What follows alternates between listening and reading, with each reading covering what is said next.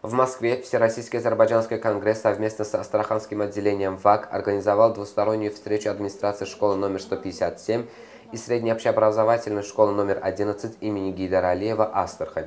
В мероприятии принял участие и заместитель исполнительного директора ВАК Ильгар Гаджиев. Целью встречи был обмен опытом двух образовательных учреждений.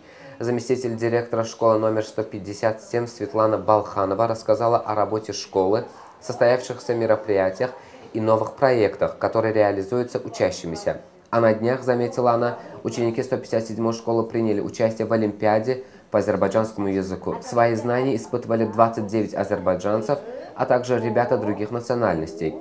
Гостям из Астрахани был продемонстрирован видеоролик с приветствием директора школы номер 157 Эльмиры Исмайловой, которая поблагодарила участников встречи за принятие приглашения, выразив надежду на дальнейшее сотрудничество.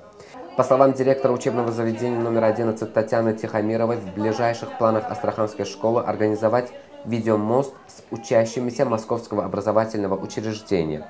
Директор рассказала и о достижениях учеников на международных и всероссийских конкурсах. Вручив памятные подарки школьному музею, она отметила, что планируется открыть в школе номер 11 музей, в котором отдельный уголок будет посвящен Азербайджану. А воспитанники культурного образовательного центра при школе номер 157 подготовили для гостей литературный подарок. Они рассказали стихотворения на азербайджанском и русском языках. Итогом визита стало установление тесных взаимосвязей двух школ, а также идеи о совместном проведении мероприятий и конкурсов.